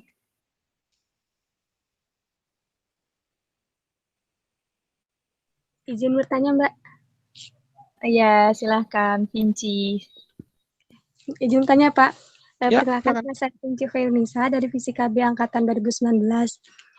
Gini Pak, mungkin terkadang benar tadi terkait komunikasi. Nah, kadang kan juga ada beberapa dosen yang memang sulit dihubungi karena memang beliau sibuk, jadi ya wajar gitu. Nah, slow res kadang cuma di-read doang chatnya itu. Nah, itu gimana ya Pak? Apakah maksudnya enak tidak ya setiap hari ketika kita mengingatkan untuk istilahnya ingin segera direvisi gitu Pak, misal. Nah, Ya, karena cuma di-read. Nah, setiap hari itu kesannya ini nggak Pak, kayak memburu-burui nggak gitu ketika diingatannya setiap hari pagi ya, atau gimana Pak ya, tuh solusinya? eh, Terima kasih. ya, dirit tuh kalau cadel kan jadi dilit ya nah, nah. dilit engko sih dilit ya nah gitu. Dirit. Ya itu saya juga kadang-kadang begitu gitu. Itu sebenarnya kita ngatur tempo saja lah. Kita ngatur tempo ya. eh Memang terus terang ada juga yang yang begitu gitu. Ada juga yang begitu. Gini loh, ini mau gimana ya? Ini saya ceritain aja nih. Ini kisah nyata nih ya. Kisah nyata tuh gini. Ada yang memang saya atau kami itu yang tadi karena kesibukan atau karena memang belum selesai, jadinya kemudian di-read belum bisa jawab. Kalau saya pribadi sih, kalau memang saya belum selesai, saya jawab gitu. Cuma kalau sekarang tuh memang begitu WA tuh nggak kebaca kan ketumpuk-tumpuk tuh Mbak ya. Nah, mungkin kerit tapi belum sempat nanggepi, lupa ketumpuk yang lainnya. Maka perlu diingatkan lagi kedua, ketiga, nggak apa-apa gitu ya. Tapi sekarang bagaimana ngatur temponya? Ngatur temponya. Memang kalau terus-terusan nanya, memang jadinya menekan. Sebenarnya Anda nggak salah. Tapi kalau Anda di terus-terusan tanya, Anda tertekan, kan jadinya marah nih kan gitu ya. Atau jadinya nggak enak di hati gitu ya. Karena memang belum selesai gitu. Maka aturlah tempo itu. Jangan mengingatkan boleh, tapi jangan mengingatkan pagi, siang, sore 3 kali sehari 1 sendok makan. Jangan ya. Nah, gitu kan. Gitu. Jangan. Jadi Anda mengingatkan itu ya ada temponya, diatur temponya. Itu memang apa ya? Romantikanya eh, skripsi itu begitu. Ya, romantikanya kuliah itu begitu. Di tempat-tempat lain itu juga ada. Di tempat lain tuh di Jepang itu ada yang dosen apa tesisnya dibaca sama dosennya, oh, ini apa kayak begini langsung dilempar ke tempat sampah itu ya ada gitu ya. Nah, itu stres, mau sakit hati itu juga ada ya, tapi gimana? Sabar ya kan orang butuh. Ya udah, maka maka kita aturlah tempo itu kita atur. Jangan sering-sering tapi ya diingetin. Misalnya kita tunggu deh sabar 2 hari kemudian tanyain lagi, ya kan? Kalau perlu, kalau saya jangan cuma WA ini, jangan cuma WA tok diketik gitu. Kalau udah 2, 3 kali di read nggak ada, beraniin aja telepon. Ya, yang penting tadi sopan. Jangan telepon, ini Bapak maunya bagaimana toh Pak? Kok nggak dibaca-baca, nggak direvisi-revisi? Nah, itu cari mati namanya ya. Nah, gitu kan. Ya kan? Nah, kayak kalau kalau kalau apa namanya telepon ya mohon maaf Bapak ini apa yang seharusnya saya lakukan lagi gitu. Apakah revisi kemarin sudah mencukupi atau tidak? Nah, seperti itu. Jadi memang Anda harus berlatih untuk berkomunikasi dengan baik. Jadi diingatkan lagi boleh, tapi atur temponya gitu ya. Itu ya. Kalau perlu ya kalau memang di Jogja terpaksanya nyegat di kantor, cegat di kantor ya. Asal jangan nyegat pakai celurit ya, jangan ya. Nah, gitu. Ini soalnya sekarang COVID itu memang agak beratnya tuh begini loh. Atau tawari dulu deh, tawari dulu. Ini kadang-kadang ada yang berat juga begini loh, kayak kita tuh. Meriksa skripsi, coret-nyoret langsung di kertas, itu ternyata jadi lebih simpel, lebih cepat daripada meriksa skripsi di soft copy, di PDF atau di Word. Karena tadi ngomong tuh kayak gini kan enak nih ngomong kayak gini kan cepet ya gini. Nah omongan hari ini saya diminta ngetik nulis itu ya jadinya ntar dulu gitu ya. Nah jadinya berat lama gitu. Kayak Anda tadi disuruh nanya dengan dituliskan kan pada males ya nah gitu. Tapi begitu disuruh ngomong pada mau kan gitu. Jadi ya itu kan apa natural ya artinya memang seperti itu secara umum itu. Jadi tadi ya Mbak Vinci apa namanya temponya diatur kemudian komunikasinya diperbaiki gitu ya. Nah apa diperbaiki maksudnya gini, caranya ngomong itu diperbaiki atau ditingkatkan, besoknya lagi gimana, siapa tahu memang ketutup, oh mohon maaf mungkin ketutup, saya ulangi lagi Bapak gitu, revisi seperti itu. Tapi ada juga nih, saya akui itu juga ada dosen yang memang Sampai sekarang ya WA aja nggak punya ya. Nah, kalau WA nggak punya ini hubunginya bagaimana gitu ya. Ya sudah terpaksanya ditelepon atau bagaimana begitu ya. Nah, itu. Kalau sampai kebangetan nggak ada respon sama sekali dalam sebulan 2 bulan ya mungkin minta bantuan dosen lain atau menghadap ke korprodi atau ke jurusan supaya membantu komunikasi. Kira-kira seperti itu Mbak Vinci. Jadi boleh tapi harus ngatur tempo. Ada juga nih mahasiswa tuh maaf tanda petik nggak tahu diri ada nih kemarin tuh. Saya sih paham-paham saja kepepet ini dikasih revisi apa habis ujian tugas akhir. Ya kan, habis ujian dia nggak maju-maju nggak ngadep-ngadep revisi. Saya udah siap nunggu revisinya gimana. Nggak masuk-masuk revisi, nggak masuk-masuk. Ditunggu sebulan, 2 bulan, revisi nggak masuk-masuk. Ada yang kayak begitu.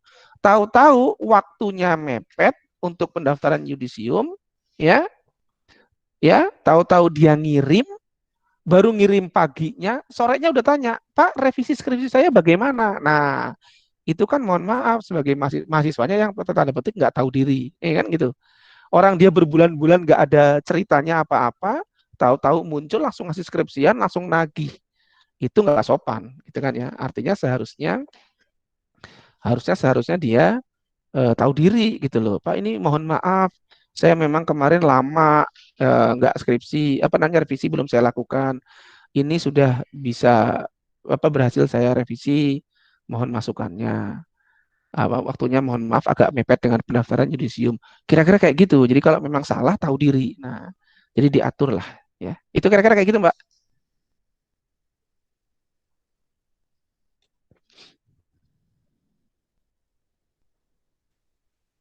Bagaimana Mbak Vinci? Apa ada tanggapan? Sudah cukup, terima kasih. Terima kasih ya Pak. Yuk. Ada yang ingin bertanya lagi atau tidak? Masih ada waktu ini, sekitar 10-15 menit lagi. Yang ingin bertanya langsung saja mengon-kan mic-nya, yang masih pengen kepo-kepo tentang skripsi.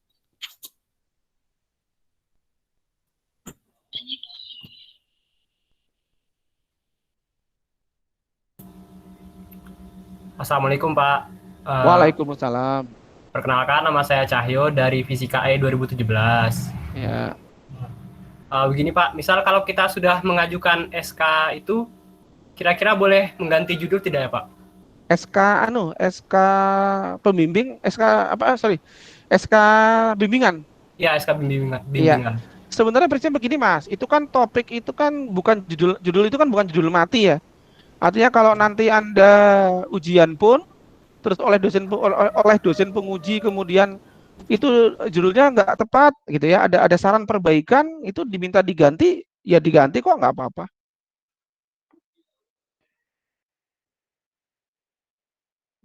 Jadi judulnya nggak harga mati begitu loh.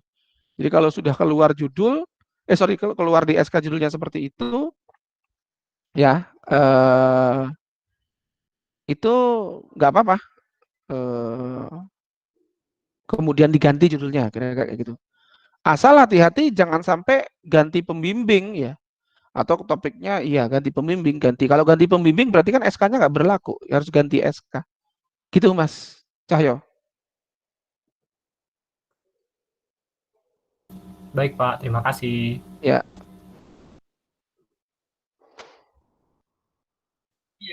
Terima kasih Mas Cahyo.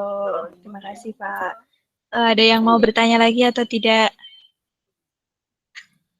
Langsung saja yuk yang mau tanya.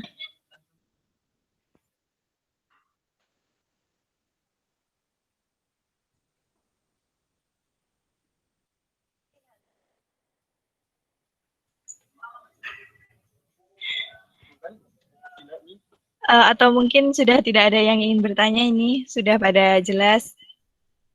Atau paket datanya sudah mau habis. Silakan, siapa tadi? Nabila, ya gimana Nabila?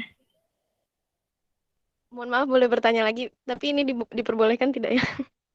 Boleh lah. Ya, boleh. Silahkan. Mohon maaf jika bertanya lagi. Pak, misalkan gini, misalkan kami sudah PKL nih Pak, tapi PKL kami ini tidak sejalur dengan KBK yang kami ambil. Misalkan saya anak Elins, tapi ternyata saya PKL-nya di Batan tentang nuklir Pak. Nah, itu karena saya PKL di Batan, dari pihak Batan juga sudah menawari untuk tema TA yang memang begitu berarti biasanya. masuknya di nuklir. Nah, menurut Bapak lebih baik itu diambil atau tidak? Karena dari kami sendiri itu nggak ada dasarnya tentang nuklir, Pak. Jadi kan karena kami ada di sensor, nggak ada dasarnya tentang nuklir sama sekali, lebih baik diambil atau tidak, Pak?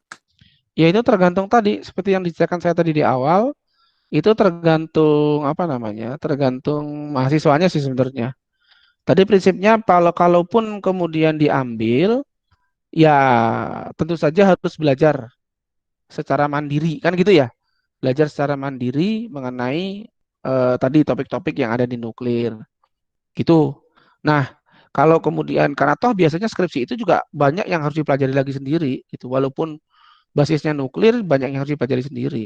Jadi seperti itu kira-kira. Nah, jadi sebenarnya tergantung mau diambil atau tidak gitu. Tapi kalau nggak mau diambil ya nggak apa-apa, asal nilai PKL-nya nanti tetap bisa keluar kan PKL sah, selesai, gitu ya. Nilainya ada gitu kan. Berarti mata kuliah PKL kan selesai. Udah. Terus tugas skripsi kan tidak ada kaitannya dengan PKL sebenarnya. Iya gitu. Tapi idealnya memang PKL terus skripsi itu kan supaya nggak waktu memulai skripsi itu nggak kemudian belajar dari awal atau dari nol lagi kan gitu Mbak. Tapi kalau nggak mau dilanjutin asal nilai PKL-nya bisa keluar ya sudah selesai, nggak masalah. Jadi kalau ini saya nggak bisa tanda petik menyarankan ambil aja, nggak usah ambil aja, nggak, tergantung. Masing-masing punya kelebihan sama kekurangan. Kelebihannya kalau PKL-nya tadi dilanjutin, gitu, tentu saja sebenarnya sudah ada wawasan kan gitu. Terus kemudian sudah ada kepastian judul kan gitu ya, nggak perlu nyari-nyari lagi ya itu. Kalau kekurangannya bahwa harus belajar sesuatu yang baru karena nggak sinkron sama topik mata kuliah pilihan yang diambil kemarin itu ya. Kelebihannya kalau nggak dilanjutin sesuai jelas ya, tapi kekurangannya mungkin kalau belum punya topik jadinya nanti malah jadi nggak jelas lagi, masih harus mencari-cari topik lagi. Jadi ada kelebihan kekurangan masing-masing, silakan dipilih, ditetapkan. Ya kan? Yang mantap bagaimana? Karena memang itu keputusan Anda sendiri. Gitu Mbak Nabila. Oke, baik Pak, terima kasih. Ya.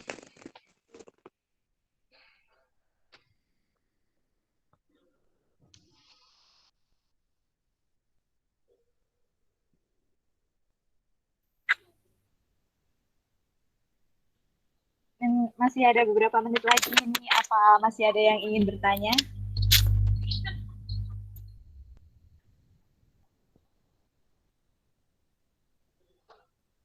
Atau mungkin kita, kalau udah nggak ada yang bertanya lagi, akan saya cukupkan sesi tanya jawab sampai di sini, akan saya tutup. Sekali lagi, apa masih ada yang ingin mau tanya?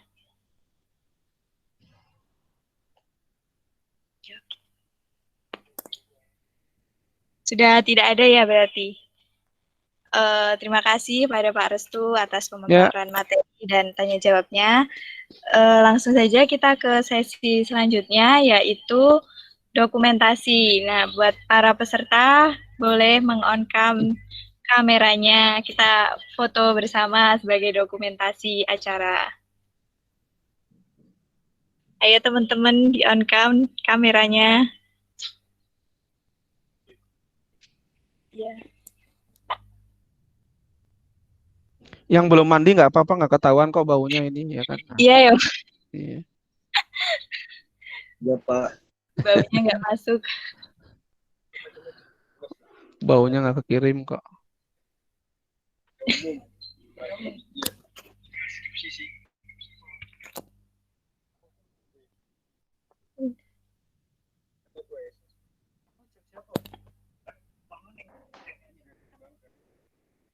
Ayo teman-teman yang belum on, boleh di-on kan? Masih ditunggu.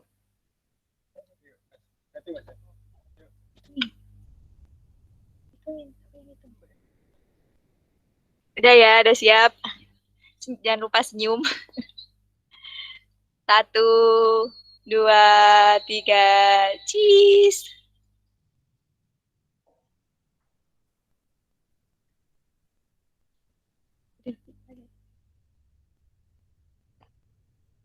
Sekali lagi ya.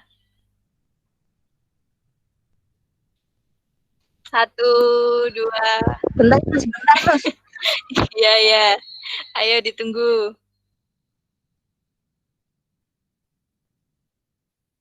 Udah siap? 1, 2, 3, cheese.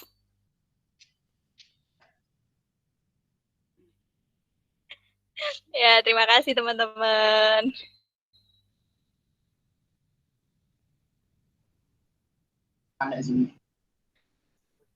Oke, langsung saja karena sudah sore juga.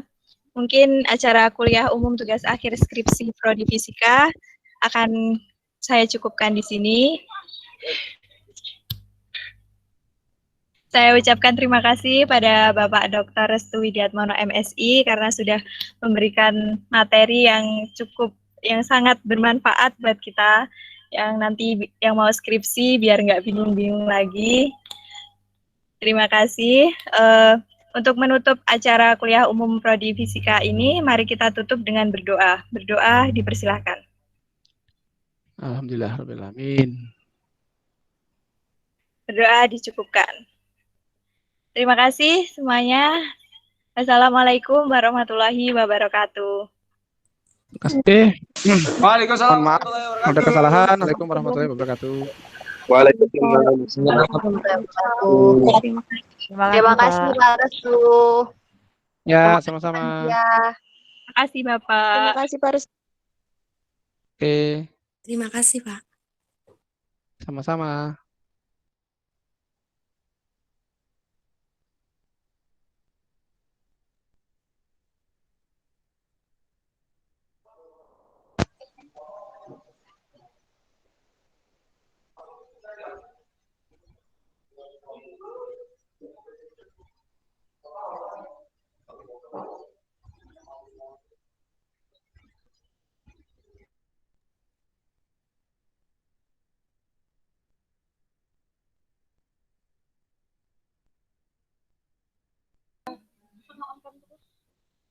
Teman-teman yang mau meninggalkan room diperbolehkan kok.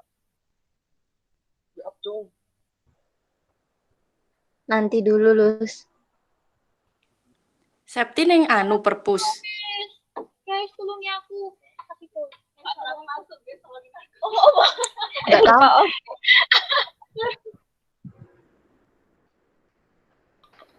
Ayo, siapa yang tidur?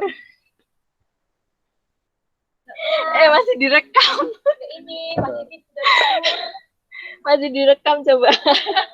Sinyalnya elek tuh, Mak.